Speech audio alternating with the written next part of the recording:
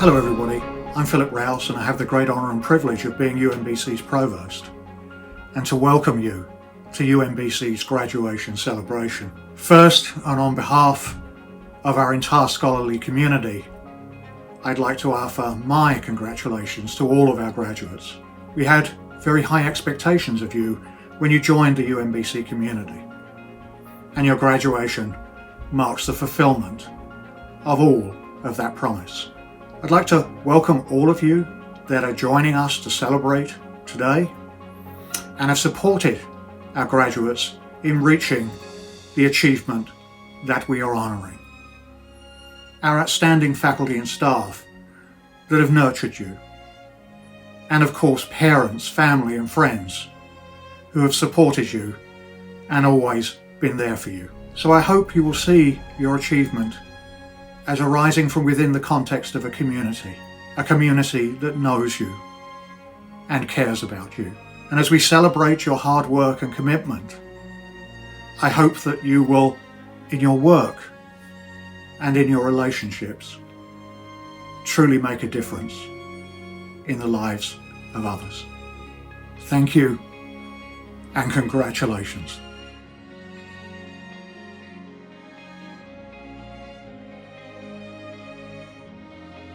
I'm Maryland Governor Larry Hogan, and on behalf of the people of a proud state, I want to extend our most sincere congratulations to the class of 2020. The COVID-19 pandemic has required all of us to make incredible sacrifices, including our graduating seniors. This is certainly not the graduation day that any of you anticipated or hoped for, but it in no way lessens your accomplishments or diminishes your achievements. Instead, I hope that this moment in our history serves as a reminder to all of you to always expect the unexpected and don't get thrown off course when obstacles appear from out of nowhere. In life, there are going to be things that you can plan for and work toward, and there will be some challenges that you will see coming, but there are also going to be things that take you completely by surprise. Things that will hit you from out of nowhere and that will test your strength, your will, and your character. It's during those times of adversity and uncertainty that it is more important than ever to remember to stay true to who you are, keep people around you who make you a better person, and keep you grounded. And always stay positive. Together, we are going to defeat this deadly virus. And because of the talent and dedication of the members of the class of 2020, I am incredibly optimistic that the state of Maryland will soon return stronger and better than ever. Congratulations, stay safe, and may God bless you all.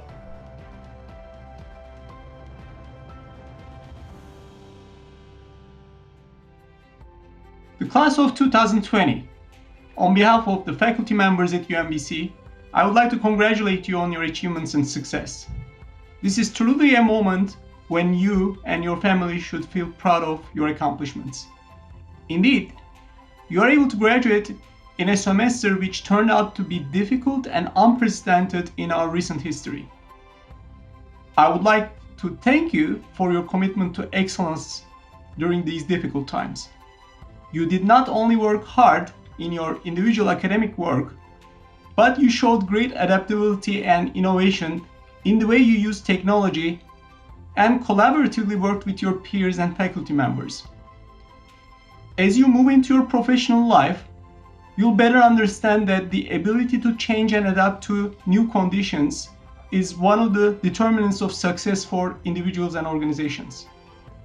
Therefore, in addition to your excellent academic and professional preparation you got at UMBC, I believe that the specific experiences you all went through this semester uniquely prepared you to become future leaders in your professions and our society. Once more, congratulations to you and your family members and friends who supported you along the way.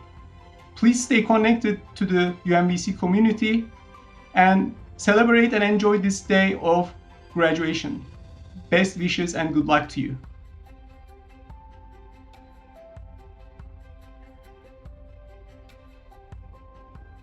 Hi everybody, my name is Carolyn Forestiere and I am a professor in the Department of Political Science at UMBC. I am with you today to represent the faculty in congratulating you on your amazing achievement, completing your degree from UMBC. We are all so proud of you and very excited about your futures. You know, when I think about the one word that encapsulates the UMBC experience, the word that comes to my mind is empowerment. That is because the collective mission of the faculty at UMBC has been to empower you, first and foremost to believe in your own potential. Everyone is a beginner the day they start something new. Our job as UMBC faculty has been to convince you that with hard work and determination, you can learn what you need to learn so that you can do what you want to do. Because here's the thing, the person who can make the biggest difference in your life is you. And this particular philosophy that empowerment means so much for individual lives, this isn't something that just I think. This is the culture at UMBC. And that's true for whether you're in the arts, the humanities, social sciences, information technology or engineering, or the natural or mathematical sciences. It's true for all of us. The collective pedagogy at UMBC has been designed purposefully to empower you through regular coursework and the variety of remarkable activities that exist outside the classrooms as well. And here I'm talking about things like research, internships, civic engagement, academic clubs, study abroad, lab work. Everything has been imbued with the central mission of empowering you to make a positive difference in this world in some way. And it wasn't that the faculty were trying to tell you what to think. Rather, what you have received through your education is an approach in how to think and how to see the world from different points of view, and very importantly, to ask questions. Guys, the problems we face, there are many of them and they are big, and they're not going to be solved easily. But I rest easier knowing that you are graduating and that you'll be out there, and that with a little hard work and determination, you just might be part of the solution to some of the world's most intractable problems. We need you. We need you more than ever. And I am confident that each and every one of you is up for this particular challenge. So please, now that it is time to move on from UMBC, please, the lessons that you have learned, hold them close as you begin the next chapter of your life. And know that we are all so proud of you and of everything that you have accomplished. And I hope that your experiences have shown you that whatever it is that you want to do, don't put it in your back pocket and leave it there for later. Make a plan for how you can get to where you want to be, because that is what your education was all about, empowering you to know that through hard work and determination, you can get to where you want to be. And with that, I'm going to say super good luck. We are all so proud of you and so excited about your futures. And also, remember to come back. Come back. UMBC is still there. And once it reopens, it will always be your home.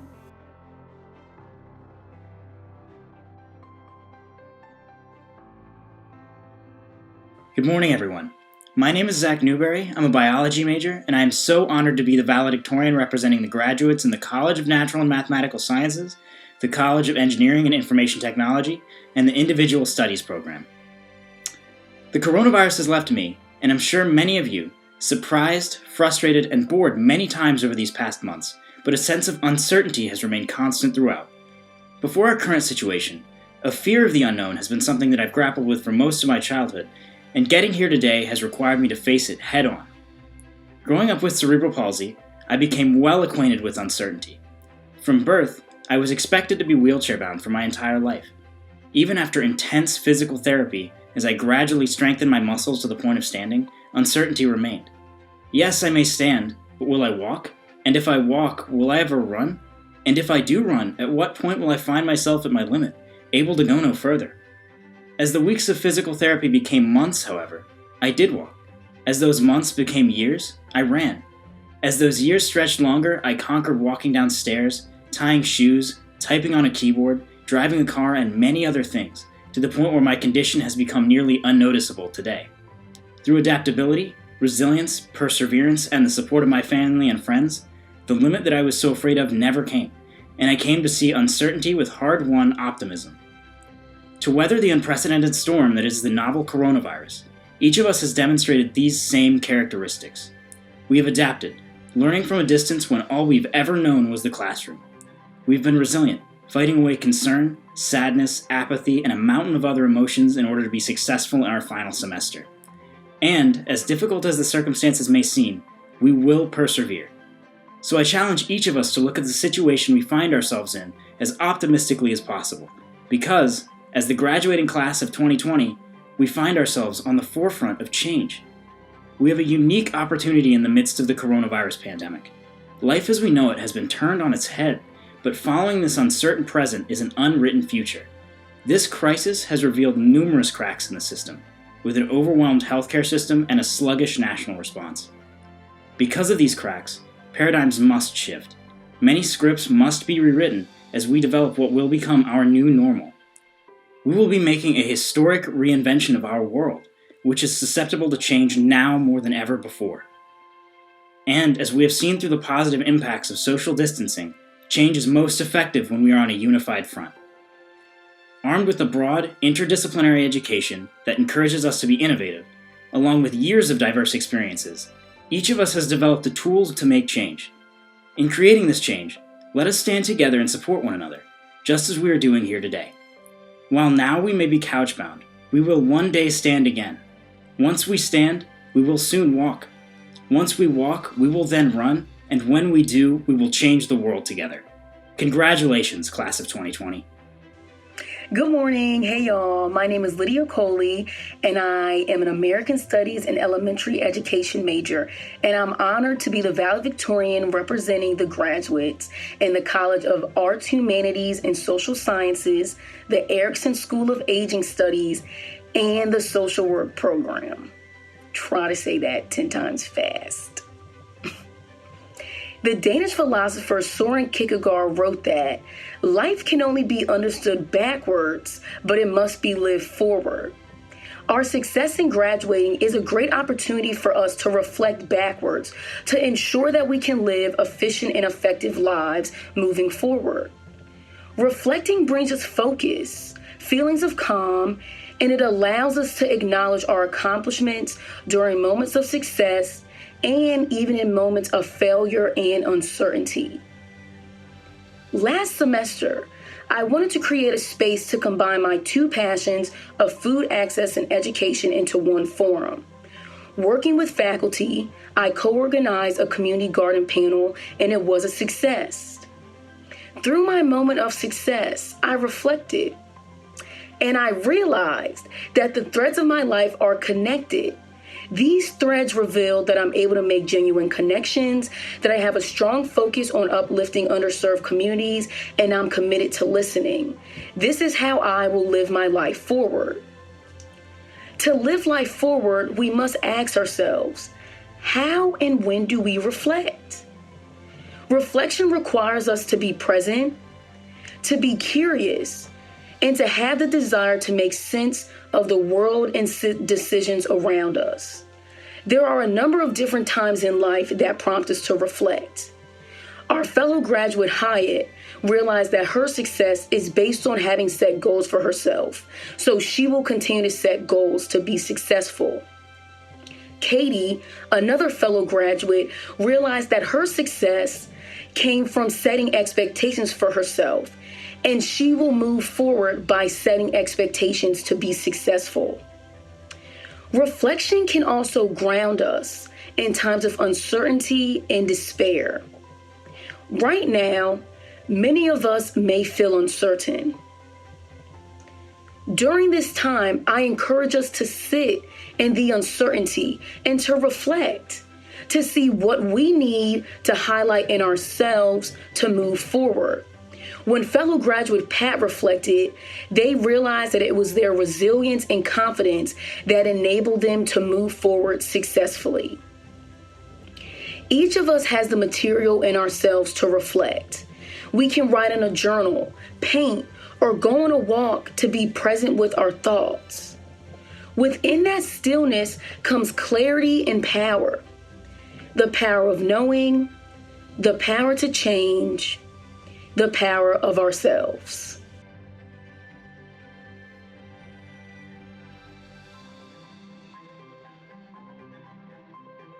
Hi, I'm Freeman Hrabowski, and I'm delighted to congratulate the class of 2020.